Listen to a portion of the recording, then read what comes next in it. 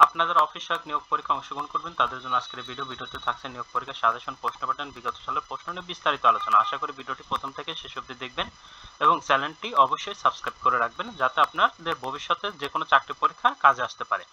এখন আমরা আলোচনা করব অফিস সহায়ক পরীক্ষায় প্রস্তুতি নিতে হলে কোন কোন টপিকস পড়তে হবে। এর বাইরে আর কিছু পড়ার আমাদের দরকার নেই। এই টপিকসগুলো যে কোনো বই থেকে অথবা আমাদের পিডিএফগুলো থেকে পড়ে নিতে পারবেন।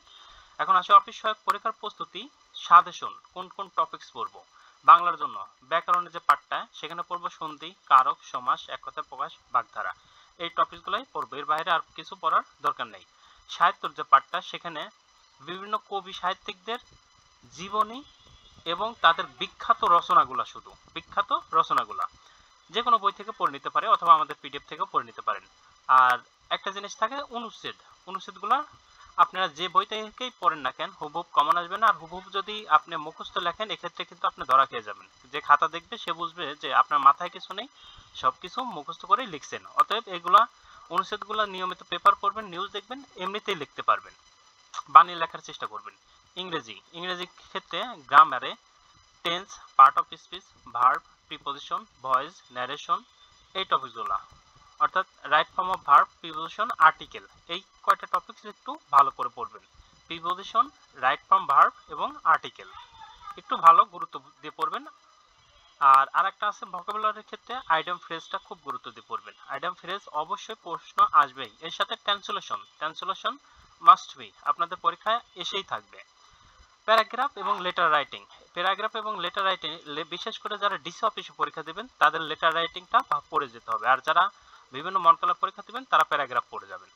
গণিতের জন্য পাটিগণিতের ক্ষেত্রে শতকরা, লাভ ক্ষতি, সুদ কষা, অনুপাত সমানুপাত, ঐকিক নিয়ম, গড়, এই টপিকগুলো একটু ভালো করে দেখে যাবেন। কোথায় থেকে দেখবেন? আপনাদের নবম দশম শ্রেণীর বই থেকে দেখে যাবেন।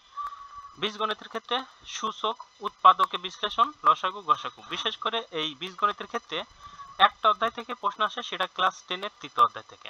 ক্লাস 10 এর তৃতীয় অধ্যায় থেকেই প্রশ্ন আসবে, এর বাইরে থেকে প্রশ্ন আসবে না। আর যারা মন্ত্রণালয় পরীক্ষা দেবেন এই টপিকগুলো থেকে প্রশ্ন আসে, যেমন জ্যামিতির ক্ষেত্রে ক্ষেত্রফল, পরিসীমা, কোণ, ত্রিভুজ, চতুর্ভুজ। এইগুলা জাস্ট কি ধরনের প্রশ্ন আসে, এগুলা সংজ্ঞা চায়, আর এর বাইরে কিছু চাইবে না। আর এগুলো কিন্তু ডিসি অফিসের জন্য না, এই ডিসি অফিসের জন্য পাটিগণিত, বীজগণিত, এই দুইটা টপিকস। আর জ্যামিতিটা অবশ্যই মন্ত্রণালয়ের ক্ষেত্রে। সাধারণ জ্ঞানের ক্ষেত্রে বাংলাদেশ ও আন্তর্জাতিক বিষয় বলি, যেমন ভূগোল, ইতিহাস, অর্থনীতি, সংস্কৃতি, খেলাধুলা। এবং সাম্প্রতিক বিষয়ের ক্ষেত্রে একটু বেশি গুরুত্ব দেখবেন, যে এই বিষয়গুলো কিন্তু সাম্প্রতিক থেকে প্রশ্ন আসে।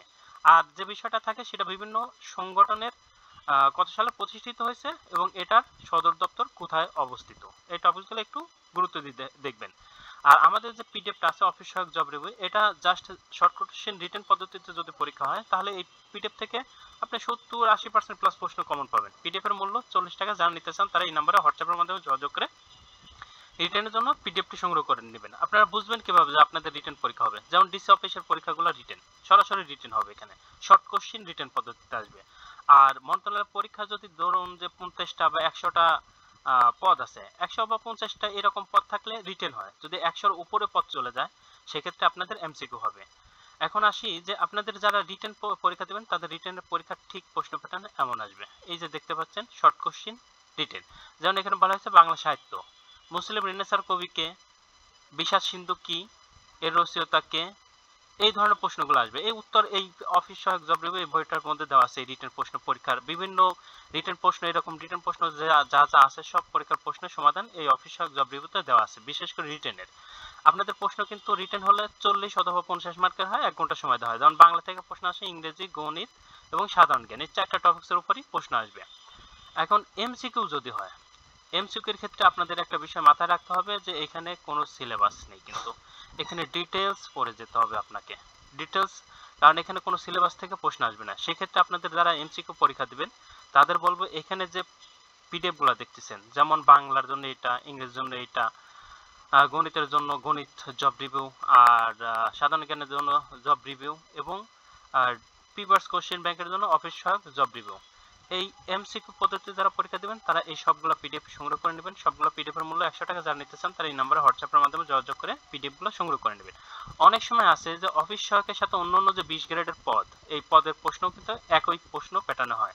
এমসিকিউ পরীক্ষা এখন খুব কম হয়, তারপরে যদি হয়ে থাকে সেক্ষেত্রে এইটা ব্যবহার করতে পারেন। আর একটা কথা এখানে মনে করে দিই, যে অনেক সময় আছে যে আপনারা বিভিন্ন মন্ত্রণালয় পরীক্ষা দিবেন, আমাদের যখন হোয়াটসঅ্যাপে এই নাম্বারে নক দিবেন অবশ্যই মন্ত্রণালয়ের নামটা উল্লেখ করে দিবেন।